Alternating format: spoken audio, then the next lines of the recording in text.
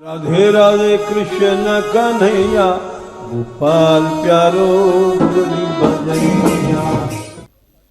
जय श्री राधे, जय श्री राधे। ये सही टाइम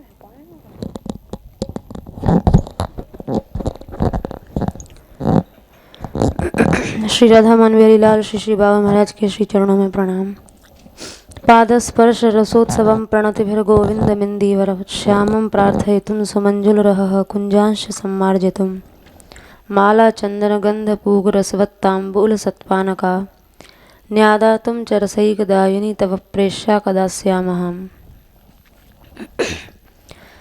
श्री राधा रानी की सेवा की रसरूपता का इस श्लोक में ग्रंथकार ने वर्णन किया है। वे श्री राधा रानी जो रसईक दायिनी हैं, रस को प्रदान करने वाली हैं, रस की एकमात्र दायिका हैं।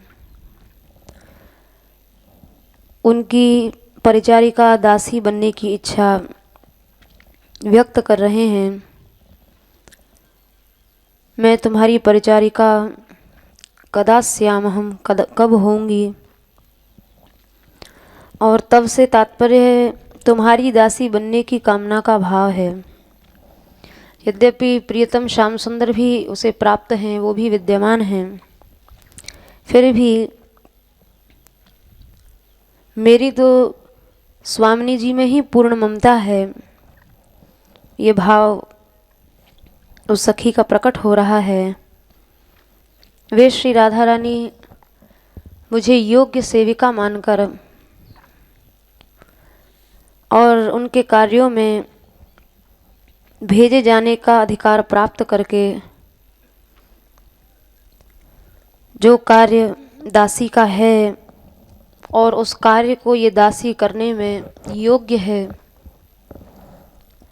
जो व्यक्ति जिस कार्य का योग्य होता है, अधिकारी होता है, उसे ही वह सेवा प्रदान की जाती है। तो मैं ऐसी उनकी योग्य परिचारिका कब बनूंगी? श्री राधा रानी को लगे हाँ, ये मेरा कार्य संपादित कर सकती है, यह इसके योग्य है, इसलिए अहम कदा स्यामहम, मैं कब बनूंगी। मैं के प्रयोग के द्वारा यहाँ श्री राधा रानी की कृपा पात्र होने का एक अहंकार प्रकट होता है। दासी बनना चाहती है, दासी भाव में जो प्राप्त होने वाला रस है, उस रस का आस्वादन करना चाहती है। वो कैसा रस है, उसे दासी बनकर क्या मिलेगा। तो ग्रंथकार कह रहे हैं, पादस्पर्श रसोत्सवं प्रणतिभिर्गोविन्दमिन्दीवर श्यामं प्रार्थयितुं सुमञ्जुलरहः कुञ्जांश सम्मार्जितुम्। श्री राधा रानी श्री प्रिया जी के चरणों के स्पर्श के रस में जो उत्सव है, अथवा श्री राधा रानी के चरणों का स्पर्श ही रस है, या वो रस ही स्वयं में अपने आप में एक उत्सव है। अगर श्याम सुंदर को श्री राधा रानी के चरणों को छूने का, स्पर्श करने का अवसर मिल जाए, तो वही उनके लिए रसोत्सव बन जाता है, वही उनके लिए नया दिन बन जाता है।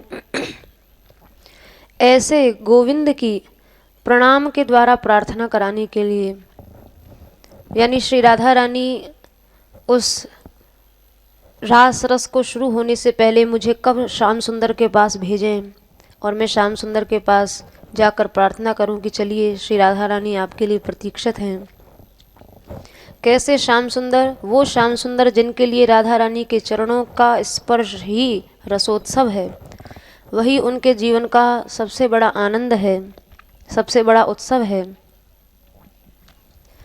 तो यहाँ जो प्रणति शब्द है, पादस्पर्श रसोत्सवम प्रणति भी, तो यहाँ प्रणाम में बहुवचन का प्रयोग करके अनेक प्रकार के और अनेक बार के प्रणामों का बोध कराया गया है।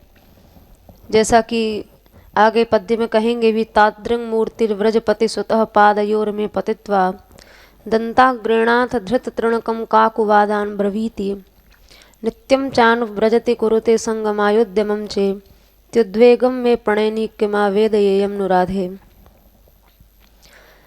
उस प्रकार का सुंदर स्वरूप वाले नंदनंदन मेरे चरणों में गिरकर दांतों में तिनका लेके दीन वचन बोलते हैं इस सखी के सामने, नित्य मेरे पीछे चलते हैं और हे श्री राधे आपसे मिलने के लिए उद्यम करते रहते हैं। तो यानी उसको राधा रानी के दास्य भाव से इतनी ऊंची अवस्था इसको प्राप्त हो गई कि श्याम सुंदर भी अपने मुंह में तिनका दबाकर अत्यंत दीन भाव से चरणों में गिरकर अनुनय विनय करते हैं। तो इस प्रार्थना को श्री ठाकुर जी, श्री जो ये सखी प्रार्थना कर रही है कि मुझे श्री जी का ऐसी मैं परिचारिका बनूं, दासी बनूं, दास्य भाव की मुझे सिद्धि हो, तो इस प्रार्थना को प्रयोजनक प्रार्थना नहीं समझना चाहिए। अर्थात ये नहीं समझना चाहिए कि वो सखी इसलिए दासी बनना चाहती है कि श्याम सुंदर मेरे चरणों में गिरें, इसलिए वो दासी बनना नहीं चाहती है। उसको तो केवल श्री राधा रानी की दासी बनना ही अभीष्ट है, और दासी बन जाने के बाद ये सब बातें अपने आप होने लग जाएंगी। यानी श्याम सुंदर राधा रानी की दासियों की खुशामद तो करते ही हैं, खुशामद भी करेंगे, प्रणाम भी करेंगे। और तब ये सखी कह रही है, तब मैं अपने बुद्धि पूर्वक उन श्री श्याम सुंदर से सब कार्य कराऊंगी। सब कार्य, क्या कार्य कराएगी? तो टीकाकार कथा एक लीला के माध्यम से स्पष्ट करते हैं कि श्याम सुंदर श्री प्रिया जी की एकांत में सेवा कर रहे थे। जैसे ही श्री राधा रानी का चरण संवाहन करने लगे तो चरणों को छूते ही कामोद्बोध हुआ, यानी अंतःकरण में एक विलक्षण रस का उत्सव प्रकट हुआ। और श्री राधा रानी बार बार श्याम सुंदर को मना करती हैं, नहीं नहीं आप मेरा स्पर्श नहीं करें। और श्याम सुंदर, क्योंकि श्याम सुंदर के अंदर चांचल्य भाव है और श्री राधा रानी के अंदर उस चांचल्य की आपूर्ति का भाव है, यानी वे बार बार श्री जी के चरणों को छूकर उनकी सेवा करना चाहते हैं। राधा रानी बार बार मना कर रही हैं, कभी हुंकार भरती हैं, कभी भ्रकुटी टेढ़ी करती हैं, और इस तरह से परस्पर में मान का कलह प्रकट हो जाता है। तब श्री राधा रानी श्याम सुंदर को कहती हैं, अरे भाई मैंने बहुत बड़ी गलती की जो मैं यहाँ अपनी अंतरंग सखी के बिना ही यहाँ एकांत में तुम्हारे पास चली आई। अब मैं उस सखी के बिना यहाँ कभी अकेली नहीं आऊँगी। ऐसा जब राधा रानी ने कहा, उस सखी का स्मरण किया, उसी समय वह सखी अपने दास्य भाव की सेवा में वहाँ उपस्थित हो जाती है, वहाँ पहुँच जाती है। और राधा रानी का रूठ जाना, श्याम सुंदर का दीन हो जाना, ये सब देखकर श्री ठाकुर जी की ओर कटाक्ष करते हुए वह सखी कहती है, अहो नागरवर, तुमने अकेले ही अपना स्वार्थ पूरा किया। हमारी स्वामिनी के चरणों का स्पर्श तुम्हारा विशेष रस है। हमारी श्री राधा रानी के चरणों के स्पर्श में तुम्हें विशेष रस मिलता है। तो ठीक है, हमारी सहायता के बिना ही अब अपना अभीष्ट क्यों नहीं चख लेते हो? अर्थात आप उस चरण रस के बड़े लोभी हो, पर आप ये बात भूल गए कि वो चरण रस हमारे बिना आपको नहीं मिल सकता है। पर आप स्वार्थ परायणता में भूल गए, आपने हमारा आश्रय नहीं लिया। तो सखी व्यंग्य कर रही है, ठीक है ठीक है, आप ले लो, अगर आपको वो चरणों का रस मिल सके तो ले लो, लेकिन यदि आप हमारा आश्रय नहीं लेंगे तो श्री जी अनुकूलता के साथ वह रस आपको प्रदान नहीं करेंगी। तो वो सखी कटाक्ष करती है कि सेवा की चोरी की, हमारी सेवा की आपने चोरी की तो फल भी भोगिए। इन सब वचनों से उपहास करती है, भय की विडंबना करती हुई फिर वो सखी मौन हो जाती है। तब श्याम सुंदर लज्जित होकर मन से, वचन से हाथ जोड़कर, नेत्र झुकाकर प्रणाम करते हैं उस सखी को।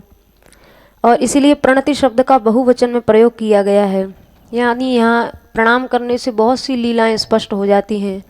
श्याम सुंदर कैसे सखी जनों को प्रणाम करते हैं और श्री राधा रानी के सेवा की सिद्धि के लिए सखी जनों का जो आश्रय लेते हैं, तो उसमें श्याम सुंदर की यहाँ प्रणाम में जो वो बहुवचन है, बहुत प्रकार की दीनता प्रकट होती है। तो हाथ जोड़कर श्याम सुंदर कहते हैं, देखो हे सखी, आप हम दोनों में भेद नीति का प्रयोग मत करो।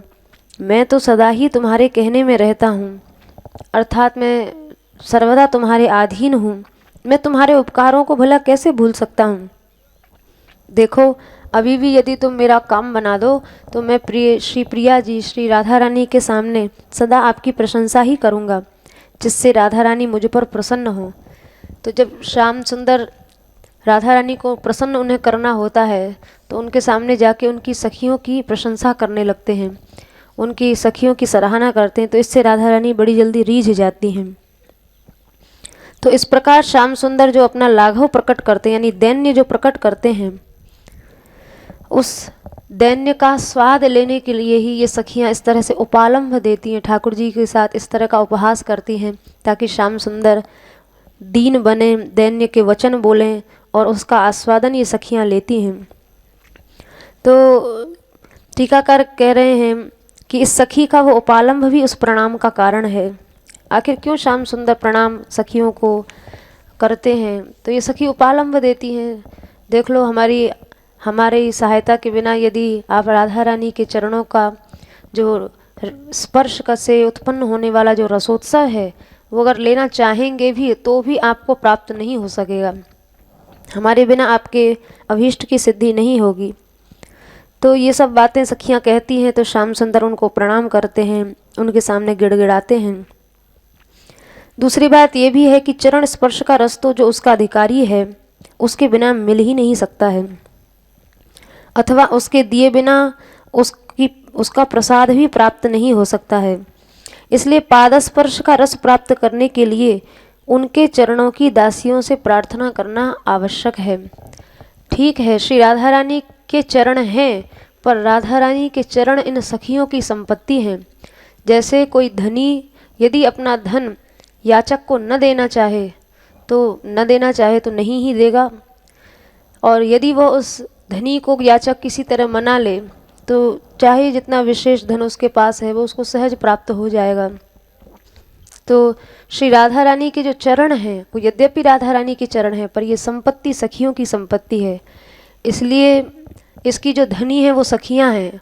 उन धनी के आश्रय के बिना इस धन की प्राप्ति श्याम सुंदर को नहीं हो सकती है।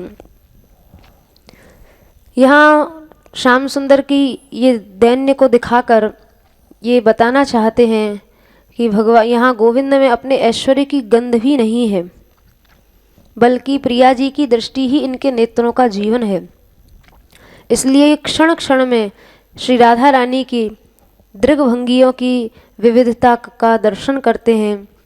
जैसे कोई परीक्षा करके रत्नों को प्राप्त करता है, ऐसे ही श्याम सुंदर भी जानबूझ के श्री राधा रानी के कहीं चरण संवाहन करेंगे, कहीं चरण छूना चाहेंगे, तो उससे राधा रानी अपनी भ्रुकुटी टेढ़ी करती हैं, हाव भाव प्रकट करके दिखाती हैं, और वही सब श्याम सुंदर का जीवन है। और इसीलिए काजल वाले नील कमल दल के समान जो श्री राधा रानी के नेत्र हैं, नील कमल दल के समान नेत्र हैं, उनकी प्राप्ति में श्री कृष्ण तन्मय हो जाते हैं। और इतने तन्मय हो जाते हैं, यानी तन्मय होने का मतलब इतना उस व्यक्ति जिस वस्तु या व्यक्ति में तन्मय हो रहा है उसी का स्वरूप और तदाकारता की प्राप्ति हो जाती है। तो श्री कृष्ण राधा रानी के काजल वाले नीले नीले कमल दल के समान नेत्रों में इतने आसक्त हैं कि वे स्वयं भी नील कमल के समान श्याम हो गए हैं। इसलिए यहाँ इस श्लोक में श्री ठाकुर जी के लिए श्याम शब्द का प्रयोग हुआ। श्यामम प्रार्थे तुम, कैसे श्याम हैं, इस शब्द से उनकी श्री राधा रानी के प्रति प्रगाढ़ आसक्ति दिखाई देती है। श्री राधा रानी के नेत्रों में वे उतने आसक्त हो गए हैं, इतने तन्मय हो गए हैं कि वे स्वयं श्याम वर्ण के हो गए हैं। जैसा कि पद में भी आता है, तेरी भौह मरोर में ललित त्रिभंगी भय अंजन दे चितई भय हैं श्याम वे। तो श्याम सुंदर के प्रत्येक रोम में प्रिया जी के नेत्रों की छटा ही संक्रांत हो गई है। इसलिए श्याम सुंदर को उनका नाम कृष्ण भी है, उनका नाम श्याम भी है, और उन्हें कभी कृष्ण पक्ष से उनकी उपमा दी जाती है, कभी नए नील कमल से, कभी कृष्ण सार मृग से जो काले रंग का हिरण होता है, अथवा तमाल के वृक्ष से, अथवा नीले नीले बादलों से। और ये सब नाम श्री ठाकुर जी के इसलिए लिए जाते हैं क्योंकि ये सब राधा रानी की रुचि का विषय हैं। जहाँ भी इन सब नामों से श्री ठाकुर जी को कोई पुकारता है तो प्रिया जी की रुचि जो है वो उद्दीप्त हो जाती है। इसलिए यहाँ इस पद्य में श्री कृष्ण को श्याम कहा है। एक तो श्याम कहने से राधा रानी में जो उनकी आसक्ति है उसका दर्शन होता है, और दूसरा श्याम नाम कहने से श्री राधा रानी जो हैं, ये नाम जो है श्री राधा रानी को अत्यंत रुचिकर है, अत्यंत प्रिय है। तो इसलिए श्री जी की प्रसन्नता के लिए और श्याम सुंदर की श्री राधा रानी में प्रगाढ़ आसक्ति को दिखाने के लिए यहाँ श्याम नाम दिया है। तो वे श्याम सुंदर जब प्रणाम करते हैं तो उनकी शोभा बड़ी दर्शनीय हो जाती है। तो ऐसी प्रार्थना करने पर श्री राधा रानी प्रसन्न हो जाती हैं और उन दोनों को, यानी जो श्याम सुंदर अभी तक राधा रानी जिनके प्रति प्रतिकूलता का भाव दिखा रही थीं, श्याम सुंदर जब प्रणाम करते हैं, उनका मनोहार करते हैं, या श्री राधा रानी के सन्मुख दासियों को प्रणाम करते हैं, सखियों को प्रणाम करते हैं, उससे राधा रानी रीझ जाती हैं। और तब ये सखी श्याम सुंदर का काम बनाने के लिए, और श्री राधा रानी का भी अभीष्ट है ये बात जानती है, क्योंकि जो श्री कृष्ण का अभीष्ट है वही राधा रानी का अभीष्ट है, जो राधा रानी का अभीष्ट है वही प्रियतम का अभीष्ट है। तो उन दोनों के अभीष्ट की सिद्धि के लिए ये सखी उन्हें निकुंज में लेकर जाती है। कैसी निकुंज हैं? सुमंजुल रह कुंजांश सम्मार्जितुम, इनको परम मंजुल एकांत कुंज कहा गया है। कुंजों में भी कुंजों का एकांत होना ये उसकी अत्यंत गोपनीयता को बताता है। केवल एकांत होना ही नहीं, नागरी और नागर के नेत्रों के आनंद के लिए इन कुंजों में नयनाभिरामता भी है। यानी ये बड़ी सुंदर हैं, चारों ओर पुष्पों से आच्छादित हैं, सुंदर सुंदर पत्र हैं, भ्रमर गुंजार कर रहे हैं, बड़ा सुंदर स्थान है, इसलिए उन कुंजों को मंजुल कहा है। इनको जो देख ले उनके नेत्रों को बड़ा आराम मिलता है। और उसमें भी ये निकुंज ऐसी हैं जो जिनको किसी ने बनाया नहीं है, बिना किसी के बनाए ही अपने आप इन निकुंजों में चारों ओर जब प्रिया प्रियतम अंतरंग लीला विलास की इच्छा करते हैं तो अपने आप चारों ओर परकोटा बन जाते हैं, द्वार बन जाते हैं, वितान तन जाते हैं, स्तंभ खड़े हो जाते हैं, पर्दे आ जाते हैं, सब कुंजों के ही पर्दे हैं, कुंजों का ही आस्तरण है, चादर है, बिछैया है। तो इन सब से जो एक सौष्ठव पैदा होता है, जो एक सुंदरता पैदा होती है, इसलिए इनको सुमंजुल कहा गया। देखने से नेत्रों को सुख मिलता है इसलिए इनको मंजुल कहा गया, पर उसके साथ साथ ये सभी सुविधाओं से युक्त हैं इसलिए इनको सुमंजुल कहा गया।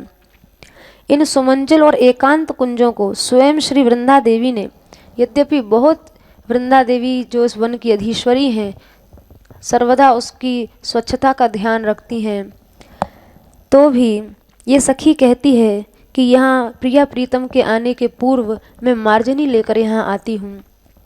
इससे एक सेवक की सावधानता और सेवा के प्रति निष्ठा दिखाई देती है कि यद्यपि वो कुंज स्वच्छ हैं उसके बाद भी ये सखी अपनी सेवा का उसको दायित्व समझते हुए नहीं फिर भी कोई असावधानता न रह जाए, किसी भी प्रकार की असावधानता के कारण प्रिया प्रीतम के लीला विलास में कोई त्रुटि न रह जाए, कोई कमी न रह जाए, इसलिए मार्जनी लेकर ये सखी स्वयं आती है और आकर सब कुंज निकुंज और सब कुछ ठीक है नहीं है ये सब देखती है, उन सब आवश्यक वस्तुओं को वहाँ ले जाकर रखती है।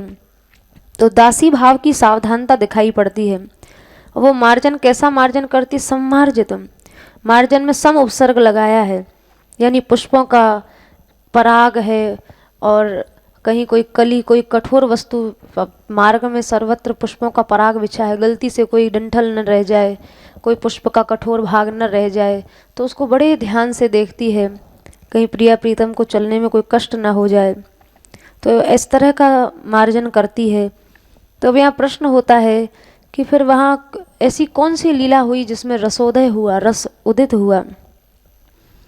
तो उसके विषय में ये जान लेना चाहिए कि यहाँ इस प्रकार का विहार होगा, इस भविष्य के भावना का आनंद ही एक रसोदय है। उस सखी के अंदर कौन सा रसोदय हुआ? जब वो मार्जनी लेकर वहाँ पहुँची तो उसने सोचा यहाँ प्रिया प्रीतम विहार करेंगे।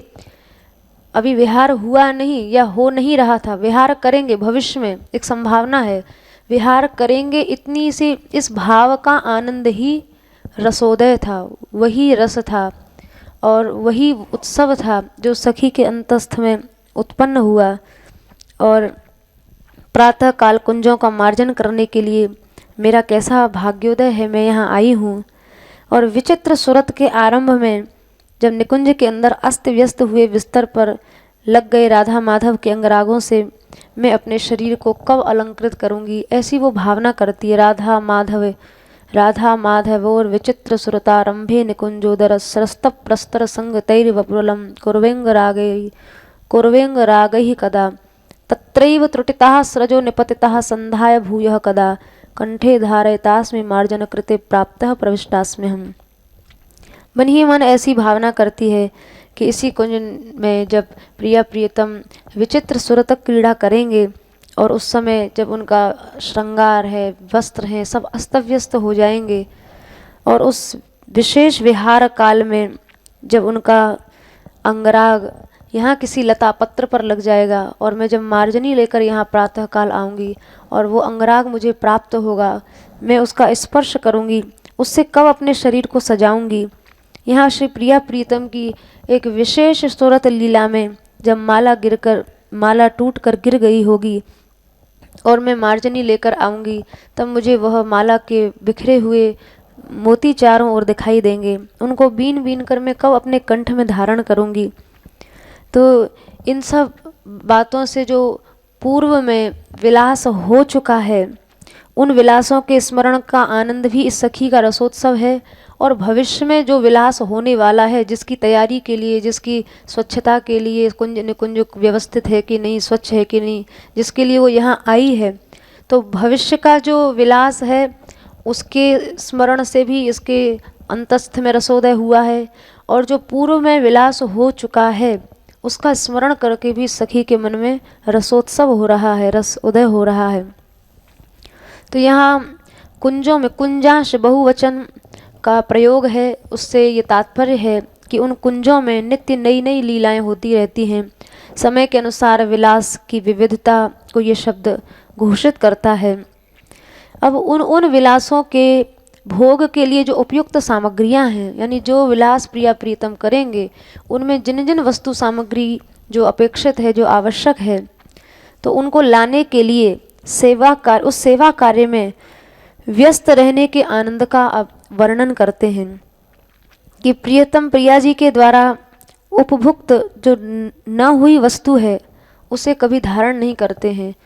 ये सखी जानती है कि श्याम सुंदर जो भी कुछ धारण करते हैं वो श्री राधा रानी का उपभुक्त ही धारण करते हैं, यानी श्री जी का जो उच्छिष्ट है, उनका जो स्वीकृत वस्तु है, जो उन्होंने स्वीकार कर ली है, धारण कर ली, उसे ही प्रियतम धारण करते हैं, ये उनका व्रत है। तो दास्य भाव के अभिमान से माला आदि को भी श्री श्याम सुंदर प्रिया जी के अंग में पहले धारण कराते हैं और फिर श्री जी की धारण की हुई माला को प्रसाद रूप में ले लेते हैं। इसी तरह सुंदर सुंदर पुष्पों के आभूषण बनाते हैं और फिर उन आभूषण जब श्री जी प्रसादी कर देती हैं तो उन आभूषणों से श्याम सुंदर स्वयं को सजाते हैं। ऐसे ही परस्पर एक दूसरे के श्री विग्रह में चंदन लगाते हैं, श्री राधा रानी के सुंदर कपोलों पर मकरिका आदि के चिन्ह बनाते हैं, पत्रावली रचते हैं, चित्र रचना करते हैं, फिर कहीं चरणों में आलक तक रचते हैं और कहीं उनके श्री वक्षस्थल पर सुंदर केशर कस्तूरी मिश्रित सुंदर अंगराग लगाते हैं, चंदन लगाते हैं और फिर श्री राधा रानी कृपा पूर्वक प्रसाद के रूप में श्याम सुंदर को दे देती हैं। इत्र फुलेल आदि कस्तूरी कुमकुम सौगंधिक पदार्थ ही यहाँ गंध कहकर कहे गए हैं इस पद्य में। तो उन सब सुंदर सुंदर वस्तु पदार्थों को प्रसाद के रूप में श्याम सुंदर धारण करते हैं। पूग है, पूग से तात्पर्य है सुपारी है। सुपारी के उपलक्षण से अन्य जो पान में, बीड़ा में और भी चीज़ों की आवश्यकता होती है, लवंग आदि, वो सब उपयोगी जो विशेष पदार्थ हैं, उन सब को, ये सब सेवा में उपयुक्त होने वाली वस्तु हैं, काम में आने वाली वस्तु हैं। तो उनके रस से युक्त हुआ जो पान है, यानी पान में बहुत सी कठोर वस्तु भी है, अब जैसे सुपारी आदि है। अब प्रिया प्रीतम दोनों बड़े सुकुमार हैं, तो यहाँ रस से तात्पर्य है कि जो प्रिया प्रीतम के मुख के योग्य जो तांबूल है, यानी कठोर वस्तु उसमें नहीं होती है, वो रस से विशिष्ट होता है, यानी हर वस्तु का उसमें रस डाला गया है, उसमें कठोर वस्तु उस बीड़ा में कुछ नहीं है। एक दूसरे के हाथ से दोनों जन एक दूसरे को तांबूल का भोग लगाते हैं। राधा रानी श्याम सुंदर के मुख में तांबूल देती हैं, श्याम सुंदर श्री राधा रानी के मुख में देते हैं, इसलिए इसको सतपानक कहा। ये पान सामान्य पान नहीं है, ये सतपानक है। सतपानक से तात्पर्य कि ये पान जो है, ये एक प्रकार का उन्माद पैदा करने वाला है। इसमें जो मकरंद है, जो आसव है, वो मादकता पैदा करने के लिए है, इसलिए ये सतपानक कहने से तात्पर्य अति उत्तम पान है, जो विलास के आदि में, मध्य में और अंत में जब प्रिया प्रीतम इसको पाते हैं तो उनको परम आनंद देता है, और उस आनंद को देने के कारण ही इसको सत कहा गया है। फिर उसको प्रसाद करके लेना, ये तो प्रियतम का नियम ही है, यानी पहले पान श्री राधा रानी को पवाते हैं और जो उच्छिष्ट बच जाता है उसे प्रियतम स्वयं पा लेते हैं। और जब श्री राधा रानी का अधर प्रसाद उन्हें मिलता है तो वे एकदम मतवाले से हो जाते हैं।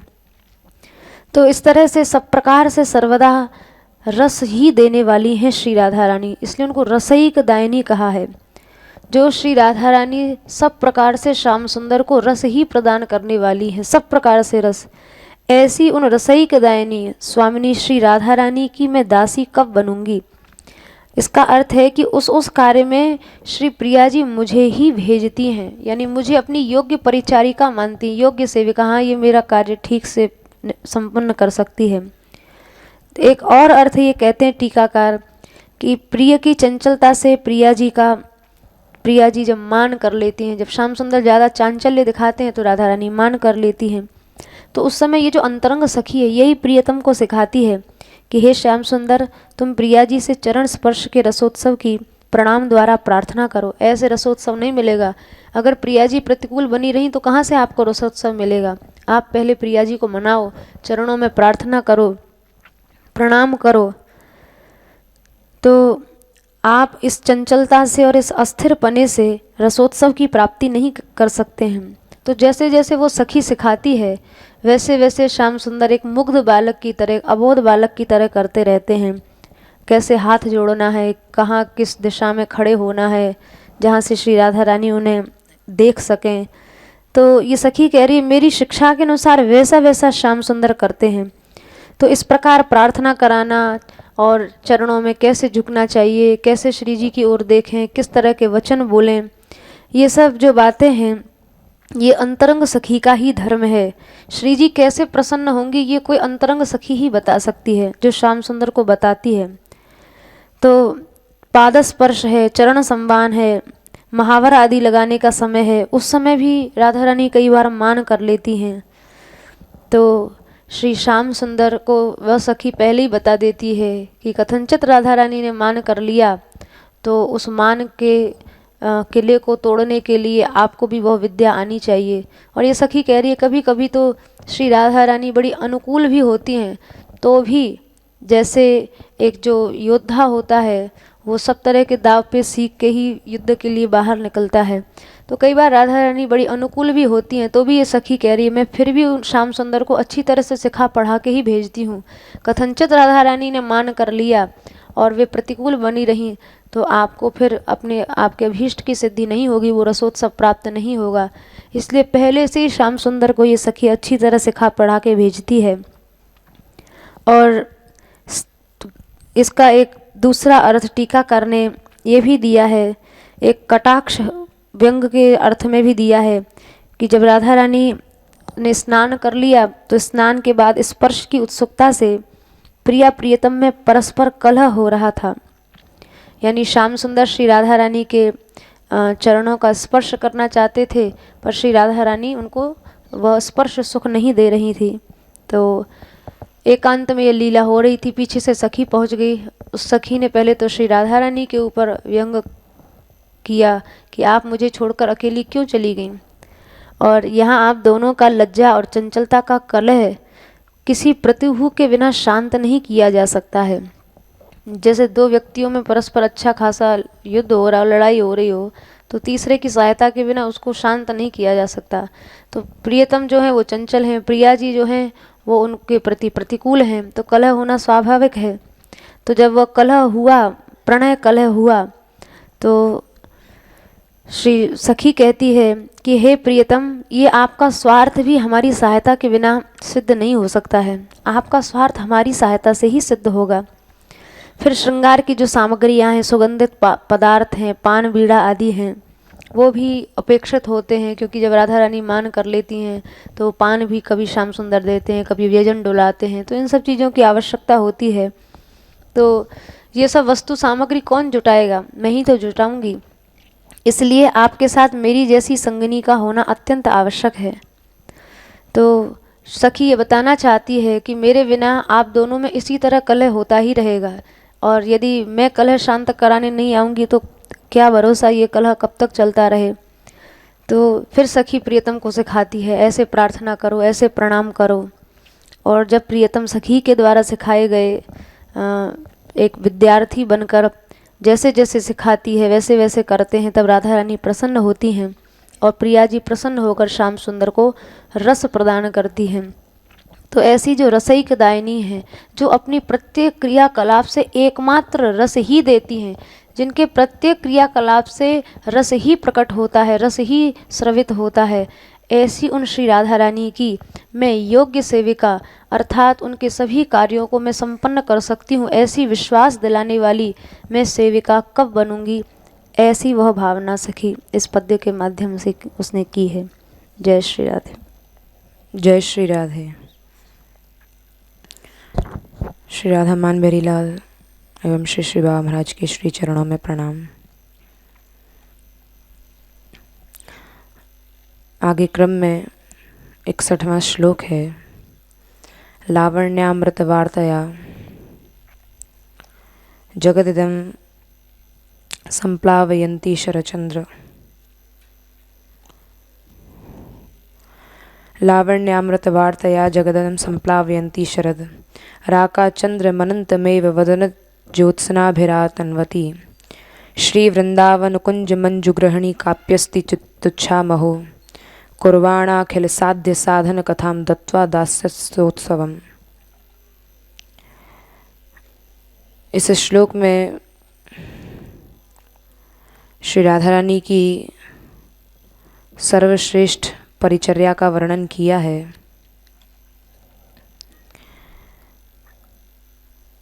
सेवा की भावना ही सर्वोच्च साधन रूप है। अपने मनोहारी और रसीले वार्तालाप से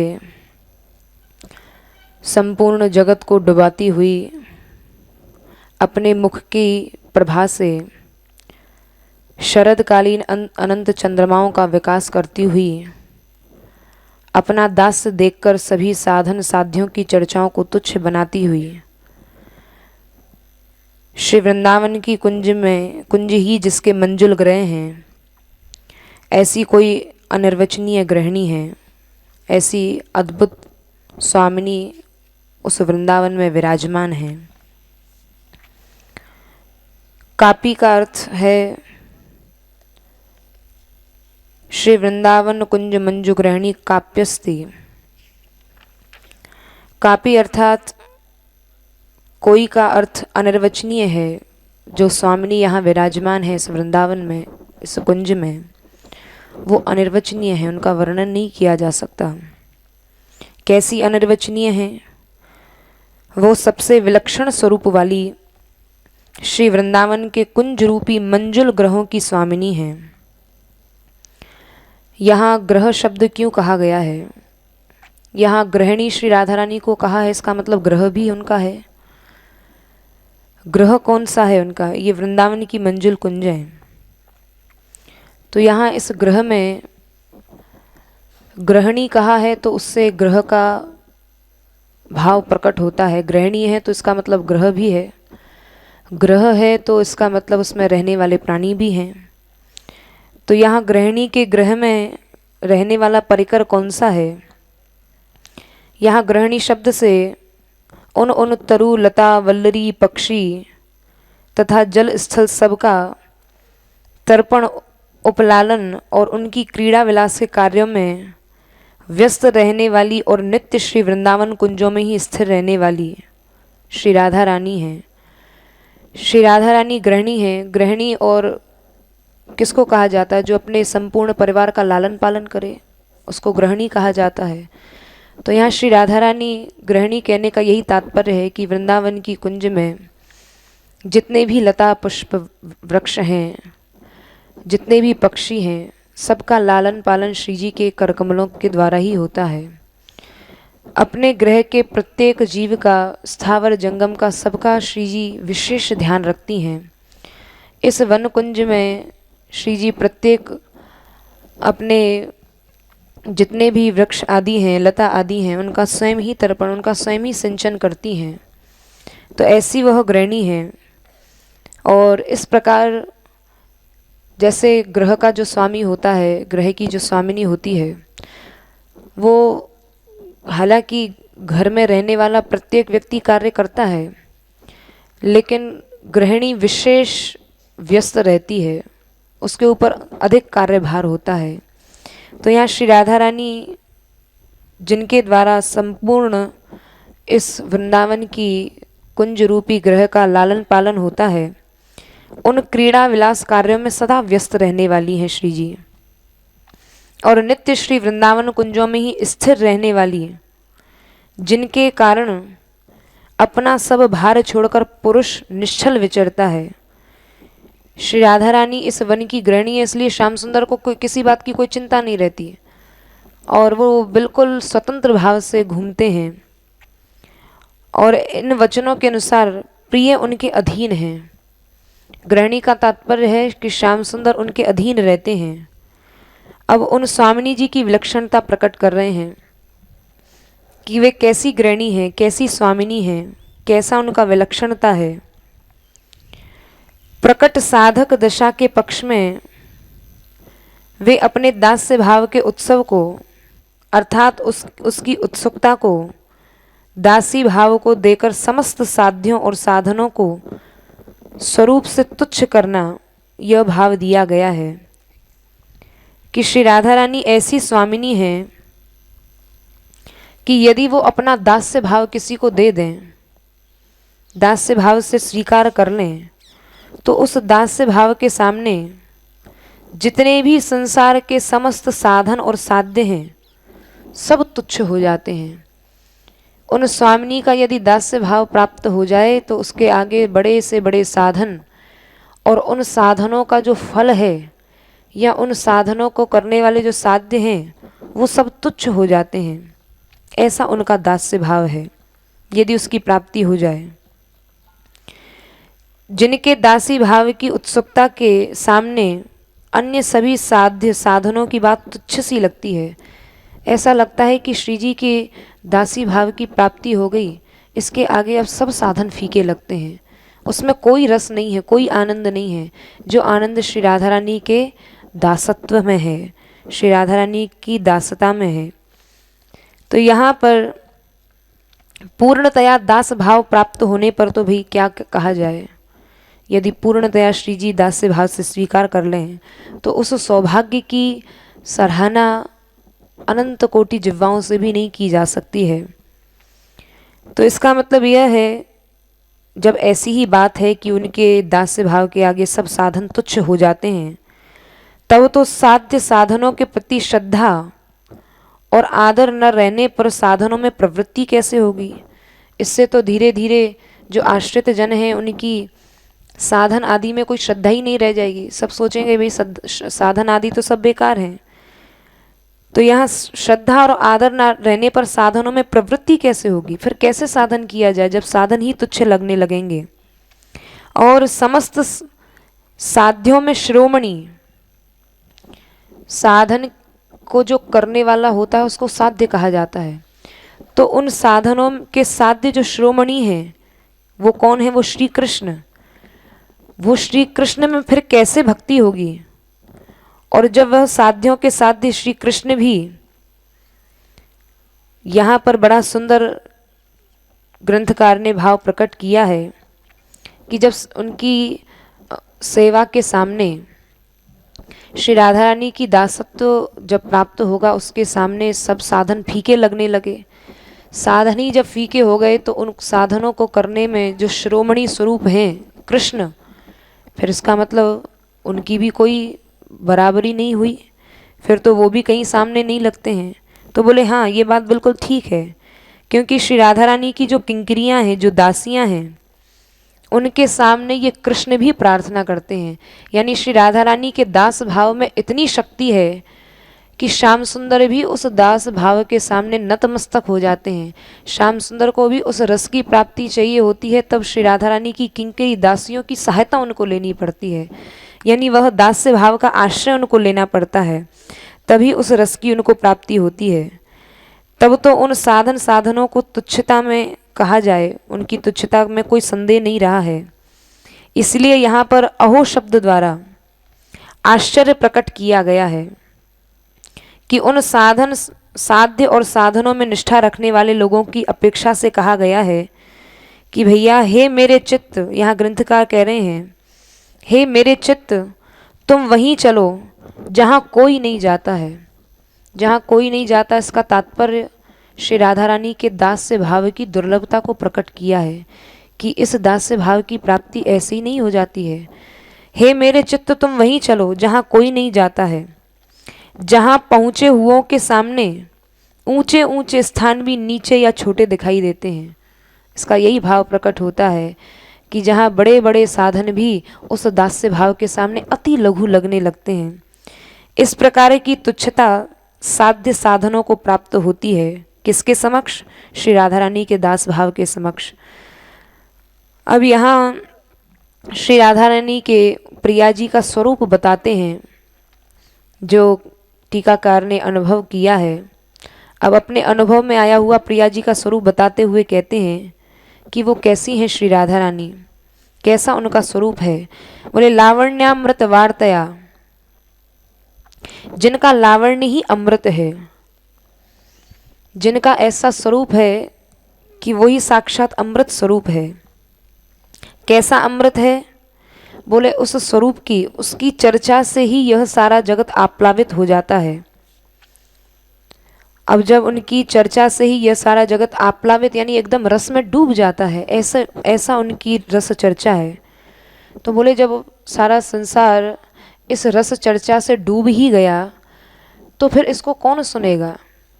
क्योंकि जल में कोई आदमी व्यक्ति डूब जाता है तो वो कुछ सुन नहीं सकता है, उसकी ऐसी स्थिति हो जाती है। तो यहाँ उस रस की चर्चा से जब सारा जगत आप्लावित हो जाता है, डूब जाता है, तब उस चर्चा को कौन सुने? तो उसी में आप्लावित या मोहित हो गए हैं उस रस की चर्चा को सुनने से ही। तो यहाँ अन्यत्र तो अमृत से आप्लावित होना संभव है, अमृत की चर्चा से नहीं। कोई व्यक्ति अमृत पिएगा तब पीने के बाद उसमें डूबना कहा जाएगा। कोई व्यक्ति कहता रहे अमृत अमृत अमृत अमृत अमृत अमृत कहने से थोड़ी कोई उसका रस मिलेगा। भाई अमृत का पान किया जाएगा, उसको पिया जाएगा, उसका आस्वादन किया जाएगा, तब उस अमृत का स्वाद मिलेगा, तब उसमें व्यक्ति डूब सकता है। लेकिन वही यहाँ कहा लावण्यामृत वार्तया जगददम संप्लावयंती। लेकिन यह श्री राधा रूपी जो अमृत है, उनका लावण्य रूपी जो अमृत है, ये दिव्य है। ये ऐसा अमृत है जिसका पान ही नहीं, भले इसकी चर्चा भी सुन ली जाए, इस अमृत लावण्य की चर्चा सुनने मात्र से ही संप्लावित और आप्लावित जीव हो जाता है। यहाँ अमृत की चर्चा से ही जगत संप्लावित हो गया, आप्लावित ही नहीं। यही इसकी विचित्रता है, यही इसकी चिन्मयता है इस अमृत की। और इदम जगत जगददम, इदम जगत का यह कहने का भाव है कि भैया जिस वृंदावन की भूमि में ये अमृत विराजमान है, ये लावण्य विराजमान है, यहाँ इस वृंदावन की भूमि की निष्ठा प्रकट की गई है, इस भूमि का वैभव प्रकट किया गया है कि जिनके मन में श्री वृंदावन के प्रति भाव निष्ठा है, यहाँ दो भाव लिए गए, बोले जिनके मन में भाव निष्ठा है इस भूमि के प्रति, अथवा निष्ठा के बिना भी जिन्होंने वृंदावन का आश्रय ले लिया है, भले ही निष्ठा है या नहीं, ये इस भूमि की कृपा है कि यहाँ साधारणतया यहाँ जगत कहा गया है, क्योंकि ये जगत ऐसा है, वृंदावन ही यहाँ अचल संपत्ति के रूप में विराजमान है। ये अचल संपत्ति है जो वृंदावन की भूमि है, इसलिए अचल संपत्ति होने के कारण श्री राधा रानी को इसी भूमि का, इसी कुंज प्रांत की गृहिणी कहा गया है, क्योंकि अचल संपत्ति की स्वामिनी भी अचल ही होंगी। तो इसलिए यह वृंदावन की भूमि, कौन सी भूमि? जो अचल संपत्ति है, जिन्होंने इस वृंदावन की भूमि का आश्रय ले लिया है, जो भाव निष्ठा से रह रहे हैं, या निष्ठा के बिना भी जिन्होंने आश्रय ले लिया है। कौन सी वृंदावन की भूमि? जहाँ पर जिसके पशु पक्षी और तरुलता आदि भी श्री प्रिया जी के श्री मुख की वार्ता सुनना चाहते हैं। यहाँ वृंदावन में रह रहे प्रत्येक पशु पक्षी भी श्री राधा रानी के ही श्री मुख से वार्ता सुनते हैं, और जब श्री राधा रानी कुछ बोलती हैं तो बड़े सजग होकर कि श्री जी क्या बोल रही हैं, स्वामिनी जी क्या बोल रही हैं, तो बड़े सजग होकर बैठ जाते हैं। क्योंकि जैसे घर में कोई घर का स्वामी कुछ कहे तो उसको सब घर के अन्य लोग सब बड़े ध्यानपूर्वक सुनते हैं, भाई ये घर का मुखिया है, घर का स्वामी है, इसकी बात को बहुत ध्यानपूर्वक सुनना चाहिए। तो ऐसे ही श्री वृंदावन की स्वामिनी, उस भूमि की गृहिणी श्री राधा रानी है। जब श्री जी कुछ कहती हैं तो वहाँ के तरु लता पशु पक्षी आदि प्रिया जी के श्री मुख की वार्ता सुनना चाहते हैं, उनसे ही घोषित होते हैं। घोषित होने का तात्पर्य श्री राधा रानी बड़ी जोर से उनकी उद्घोषणा करती हैं, सबको बुलाती हैं, और उन्हीं के सुख में अपना सुख समझते हैं। श्री जी जिस सुख में सुखी हैं उसी को अपना सुख समझते हैं। आभ्यंतर पक्ष में जगत का अर्थ क्या है? जगदिदम जो यहाँ यह भाव लिया गया है, आभ्यंतर पक्ष में इसका अर्थ है गच्छति, अर्थात प्राप्नोति श्रृंगार रस प्रस्तुत भावम, अर्थात श्रृंगार रस के प्रस्तुत भाव को जो प्राप्त करे उसका नाम जगत है। यतः यहाँ पर परिकर रूप ही जगत है। यहाँ पर जिस जगत की बात की गई है ये साधारण जगत नहीं है। यहाँ श्री राधा रानी का परिकर, इस निकुंज में विराज रहे प्रत्येक पशु पक्षी लता पुष्प आदि ही यहाँ श्री जी का परिकर है। इससे इदम यह कहकर उंगली का निर्देश करके यह सखी बता रही है। अब यहाँ ग्रह की चर्चा हो गई। श्री राधा रानी का ग्रह कौन सा है? यह वृंदावन की नित्य निकुंज ही उनका ग्रह है, और उनकी गृहिणी श्री जी हैं, परिकर भी है। अब यहाँ रहने वाला संपूर्ण परिकर, गृहिणी, घर, अब घर में रहने से ही थोड़ी कुछ होगा। घर में रहने के लिए भी, प्राण धारण करने के लिए भी तो कुछ वस्तु होती है। जैसे जगत में देखा जाता है कि अपनी जीविका, अपना प्राण धारण करने के लिए, अपने शरीर का लालन पालन करने के लिए, शरीर को स्वस्थ रखने के लिए प्रतिदिन भोजन किया जाता है। तो यहाँ इस दिव्य वृंदावन की भूमि में और इस दिव्य परिकर में यहाँ जीविका क्या है? तो यहाँ जीविका का बड़ा सुंदर वर्णन किया है। इस कुंज परिकर की जीविका है वार्ता। यहाँ पर लावण्यामृत ही सबकी जीविका है। श्री राधा रानी के मुख से निकला हुआ अमृत, श्री राधा रानी के मुख से निकले हुए वचन ही यहाँ सबकी जीविका है। यह परिकर की दिव्य जीविका है। वार्ता शब्द का यही अर्थ है, वार्ता अर्थात जीविका। सब उसी से आप्यायित होते हैं, सब उसी श्री राधा रानी के श्री मुख से निकले हुए अमृत वचन से ही यहाँ सब तृप्त होते हैं। अथवा यह लावण्यामृत वार्ता श्री प्रिया जी के द्वारा कही गई है। तो इस दिव्य निकुंज और दिव्य परिकर का यह सखी इस आनंद का वर्णन कर रही है। वर्णन करने का मतलब है इस आनंद का वह समय लाभ उठा रही है। और यह लावण्य युक्त जो अमृत वार्ता है उससे परिकर स्नात हो ही जाता है। और यह सखी कह रही है श्री राधा रानी के मुख से निकले हुए जो वचन है, जो लावण्य अमृत है, जो अमृत है, जो ऐसा अमृत है जो सुनते ही एकदम जितने भी इस वन प्रांत का परिकर है वो एकदम तृप्त हो जाता है। लेकिन ये अमृत ऐसा ही नहीं कि केवल थोड़े ही रूप में निकल रहा है, बोले नहीं, यह अमृत इतना उफनता है कि इसमें सारा जगत स्नान कर लेता है। यानी अमृत, दिव्य अमृत की वर्षा हो रही है। इस प्रकार उस लावण्यामृत को अचिंत्य शक्ति का वर्णन किया गया है। ये अचिंत्य शक्ति है इसकी, क्योंकि अचिंत्य शक्ति इसलिए कहा गया है कि जो समुद्र मंथन के द्वारा जो अमृत निकलता है वह अमृत तो ऐसा है कि इतने बड़े समुद्र का मंथन होने के बाद और वह अमृत बहुत अल्प स्वरूप में निकला है, बहुत थोड़े रूप में निकला है। लेकिन यहाँ इस रस रूपी समुद्र का मंथन करने के बाद यह जो लावण्यामृत निकला है ये लघु रूप में नहीं है। इसकी अचिंत्य शक्ति का वर्णन करते हुए कह रहे हैं ये इतना उफनता है, यह इतना विशाल अमृत है जिसकी कोई पारावार नहीं है, जिससे सारा जगत स्नान कर लेता है। तो यह लावण्यामृत की अचिंत्य शक्ति का वर्णन किया गया है। लावण्य शब्द का अर्थ होता है रोचकता।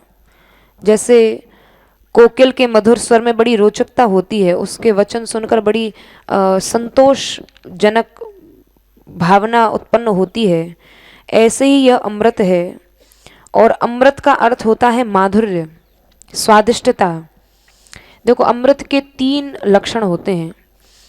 अमृतपान यदि कोई करे तो अमृतपान से पहला जो उसका लक्षण है, पहला गुण जो है अमृत का वो यही है कि अमृत के पान से तीनों कालों के दुखों का नाश होता है। दूसरा उसका लक्षण है, उसका गुण है कि वो एक रस होता है और सरस वह अमृत होता है। लेकिन साधारण लोक में अमृत यदि कोई पिए तो पीने के बाद ये तीनों चीज़ें प्राप्त होती हैं। लेकिन यह लावण्यामृत ऐसा है कि ये जितने भी गुण हैं अमृत के, ये भले ही पान न करने को मिलें, लेकिन श्री राधा रानी के लावण्यामृत का वर्णन, इसका श्रवण करने मात्र से तीनों चीज़ें आ जाती हैं। तो ऐसा यह दिव्य अमृत है। और यह दिव्य अमृत लावण्यामृत वार्तया जगददम संप्लाव्यन्ति शरद राका चंद्र मनंतमेव वदनत ज्योत्सनाभिरातन्वती। श्री वृंदावन, यह लावण्यामृत कहाँ है? तो यह श्री वृंदावन की भूमि में है। वन शब्द से यहाँ घनता और बहुलता, नित्यता व्यक्त होती है कि ये वन कैसा है, जहाँ पर शरद शब्द, शरद श्री वृंदावन कुंज मंजु ग्रहणी काप्यस्ति तुच्छा महो। और यह ऐसा वन है जहाँ पर शरद राका चंद्र, शरद शब्द चंद्र के निवारण उदय काल को बताता है। शरद का मतलब क्या हुआ? यानी चंद्र प्रकट हुआ तभी तो शरद आई। और चंद्र के जब प्रकट हुआ है, जब चंद्र उदय हुआ है, तो यहाँ शरदकालीन पूर्णिमा के चंद्रमा को श्री राधा रानी अपने मुख की चंद्रिकाओं से अनंत विस्तार प्रदान करती हैं। यहाँ पर द्रौपदी के चीरहरण का दृष्टांत जानना चाहिए कि जैसे द्रौपदी जी का जब चीरहरण हुआ तो वह चीर अनंत हो गया, उसका कोई अंत नहीं था। तो ऐसी जिसका अंत न हो, यह द्योतित होता है कि श्री राधा के मुख की चंद्रिकाओं से जगत ऐसा संप्लावित हो जाता है जैसे शरदकालीन पूर्णिमा का चंद्र उदय हुआ हो और वह उसका अस्त कभी ना हुआ हो। तो यहाँ श्री राधा रानी के श्रीमुख की उपमा यहाँ ऐसी दी गई है कि वृंदावन की भूमि में जब यह शरदकालीन चंद्र प्रकट हुआ है, श्री राधा रानी प्रकट हुई हैं। संसार में तो देखा जाता है कि चंद्र प्रकट होता है फिर अस्त भी हो जाता है, लेकिन यह शरद रूपी चंद्र ऐसा प्रकट हुआ है कि जो अस्त नहीं होता है और श्री राधा रानी के मुख चंद्र की चंद्रिकाओं से जगत संप्लावित हो गया है। और यहाँ ज्योत्सना, वदन ज्योत्सना, ज्योत्सना में बहुवचन का प्रयोग किया गया है। बहुवचन से तात्पर्य यही है कि इसकी चंद्रिका कभी, छटाएं कभी नष्ट नहीं होती हैं, बल्कि प्रतिक्षण विलक्षण छटा के प्रसार को यहाँ स्वीकार किया गया है।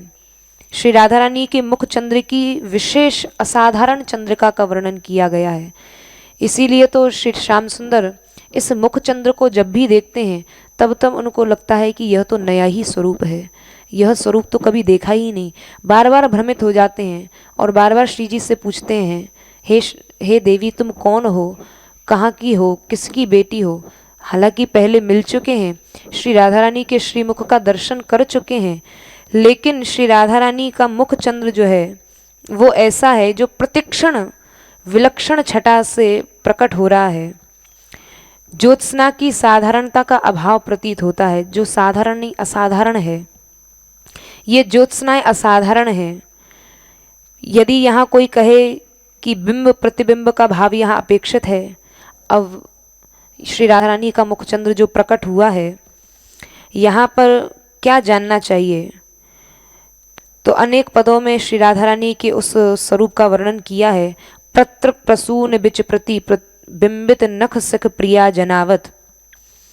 इन पदों में वर्णित कुंज के सभी अवयवों में प्रतिबिंबित हो जाने पर यहाँ वर्णन कर रहे हैं कि श्री राधा रानी का वह मुखचंद्र जब प्रकट हुआ वृंदावन की भूमि में, तो श्री राधा रानी के मुखचंद्र की जो किरण है उसका प्रतिबिंब यहाँ कुंज के प्रत्येक पत्र पर, प्रत्येक पुष्प पर जब पड़ा है, तो प्रतिबिंब हो जाने पर मुख बिंब के एक होने से, हालांकि मुख बिंब एक ही है, श्री राधा रानी का मुख चंद्र एक ही है, लेकिन श्री राधा रानी के मुख चंद्र की किरणें जब प्रत्येक पत्र पर, प्रत्येक अवयव पर जब वृंदावन के पड़ी हैं, तो ऐसा लग रहा है कि उस वृंदावन की भूमि में न जाने अनंतानंत चंद्र प्रकट हो गए हों।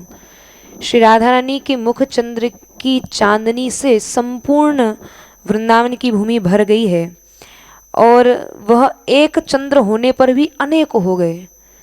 ऐसी उस चंद्र की विशेषता है कि यहाँ पर श्री राधा रानी का मुख चंद्र प्रकट होते ही अनेकानेक, यहाँ बोले एक चंद्र नहीं, ऐसा लग रहा है कि इस वन प्रांत में न जाने कितने चंद्र प्रकट हो गए हैं। यहाँ पर तब प्रसिद्ध चंद्रमा की क्या यहाँ विशेषता रही? चंद्रमा के सादृश्य से मुख में क्या विशेषता रही? बोले जो चंद्र की यहाँ उपमा दी गई है श्री राधा रानी के मुख से, तो इसका मतलब उपमा दी गई है तो चंद्र में क्या विशेषता है? तो इस पर कहते हैं कि चंद्रमा के प्रतिबिंब तो तभी तक रहता है, चंद्रमा का प्रतिबिंब तब तक ही रहेगा जब तक चंद्र है। जब चंद्र नहीं रहेगा तो उसका प्रतिबिंब भी नहीं रहेगा। प्रतिबिंब का अस्तित्व तभी तक है जब तक मुख्य चीज है, मुख्य चंद्र है। तो यहाँ पर तभी तक लावण्य, भास्वरता और अमृत आदि का आवेश रहता है जब तक चंद्र है, लेकिन चंद्र मंडल के अस्त हो जाने पर उसके प्रतिबिंब और धर्मों का भी अंतर्भाव हो जाता है। लेकिन यहाँ पर प्रिया जी के मुख चंद्र जहाँ भी पड़ जाता है वहाँ उसका आवेश अखंड बन जाता है। यहाँ उस विलक्षण मुखचंद्र की बात हो रही है कि श्री राधा रानी का मुखचंद्र की आभा यदि पत्र पर पड़ गई तो वो भी एक चंद्र की तरह प्रकाशित होने लगता है। यहाँ वो चीज़ अखंड हो जाती है, वो लुप्त नहीं होती है, वो अप्रकट नहीं होती है, वो अस्त नहीं होती है। तो इसलिए वृंदावन की भूमि श्री राधा रानी के मुख चंद्र के प्रकट होते ही अखंड हो गई है, और वहाँ पर चंद्रिका भी अखंड हो गई है। और लावण्य, अमृत, आह्लाद, सरसता, धर्म यहाँ सब प्रकट हो गए हैं, यानी प्रत्येक वृंदावन की भूमि चिन्मय हो गई है। इसलिए श्री राधा रानी के मुख चंद्र को अनंत कहा गया है कि यहाँ केवल अब श्री राधा रानी का मुख ही नहीं, संपूर्ण वृंदावन की भूमि चंद्र की तरह प्रकाशित हो गई है। इस श्लोक का और श्री राधा रानी के मुख का और श्री राधा रानी के मुख चंद्र की किरण का ऐश्वर्य भाव से इस श्लोक का अर्थ किया गया है कि श्री राधा मुख चंद्र की किरणों से अनंत समूह से अनंत चंद्र उत्पन्न होते हैं। जैसा कि राका चंद्रो वराकः, यह श्रीमद् राधा सुधानिधि के कई श्लोक में श्री राधा रानी के मुख चंद्र का वर्णन किया गया है। उनका श्री मुख और उसकी चंद्र का अनंत है। अनंत ही यह कहने का तात्पर्य है कि उसका अंत नहीं है, क्योंकि अंत शब्द में क्षय, वृद्धि, कलंक, ग्रहण, दिन में ग्लानि, ठंडेपन के कारण कर्कश आदि शब्दों का उपलक्षण है। लेकिन श्री राधा रानी का यह मुख जो ऐसा अनंत है, इस सब से रहित दिव्य चंद्रों की अनंतता श्री प्रिया जी के मुख में है। बोले ये चंद्र तो साधारण है, इसकी कलाएं तो घटती बढ़ती दिखाई देती हैं, ये तो प्रकट अस्त होता हुआ दिखाई देता है। लेकिन श्री राधा रानी के श्री मुख की कलाएं घटती नहीं, बढ़ती ही रहती हैं, और प्रकट होने के बाद इसका अस्त होने का कोई यहाँ पर बात ही नहीं है। तो इसलिए श्री प्रिया जी का जो मुख चंद्र है, उसकी अनंतता श्री प्रिया जी के मुख चंद्र की कही है। और इस चंद्रमा से कितना आह्लाद प्राप्त होता है, यह क्या कहा जाए, क्योंकि यह ऐसा आह्लाद है कि इस मुख चंद्र आनंद को भी आनंद देने वाले, नंद नंदन को भी आनंद देने वाला यह मुख चंद्र है, जो आनंद के स्वरूप हैं।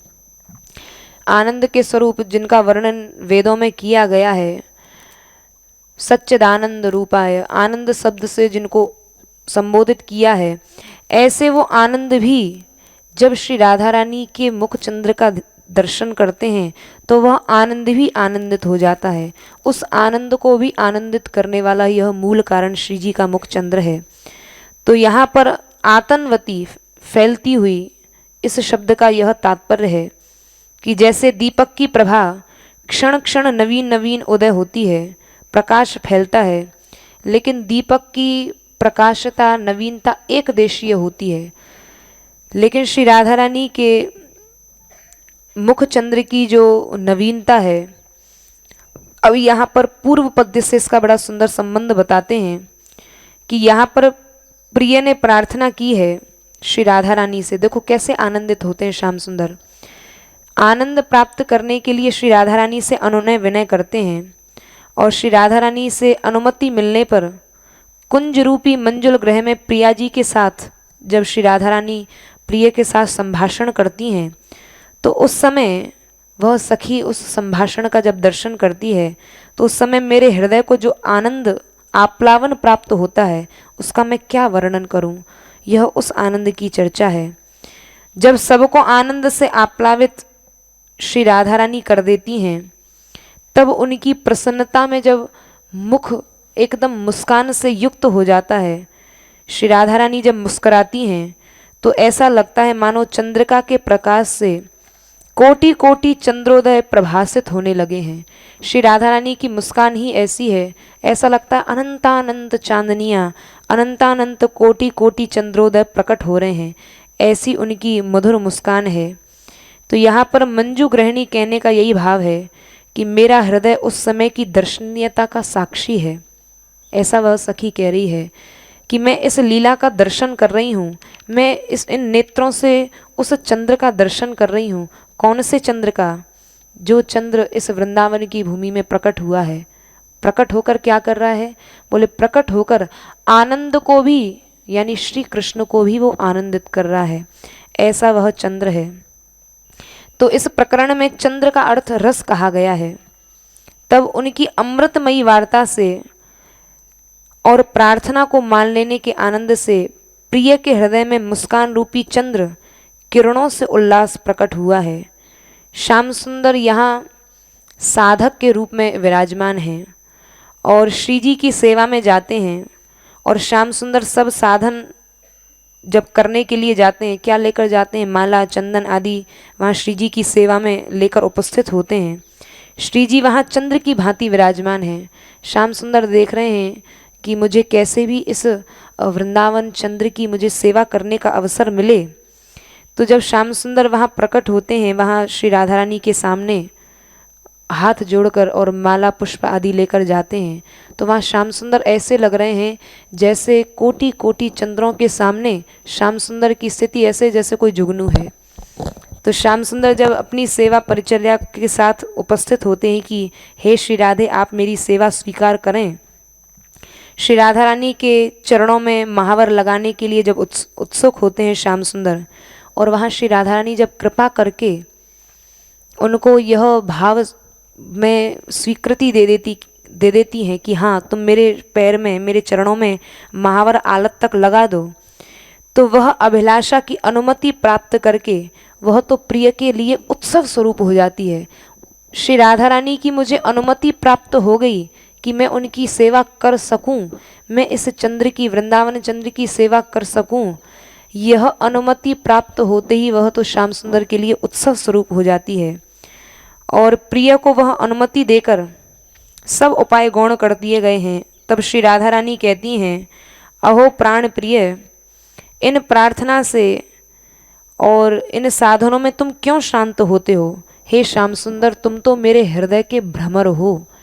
ऐसा कहकर श्याम सुंदर ने जो बड़ी देर से मना रहे थे श्री राधा रानी को कि कैसे भी उनके चरणों की सेवा मुझे प्राप्त हो जाए, तो इतना मनाने पर जो उनको शांति हुई, वो श्री राधा रानी ने एक शब्द कहकर ही उनकी शांति दूर कर दी कि हे श्याम सुंदर, तुम तो मेरे हृदय के भ्रमर हो, तुम इस प्रकार मुझसे क्यों अनुनय विनय करते हो।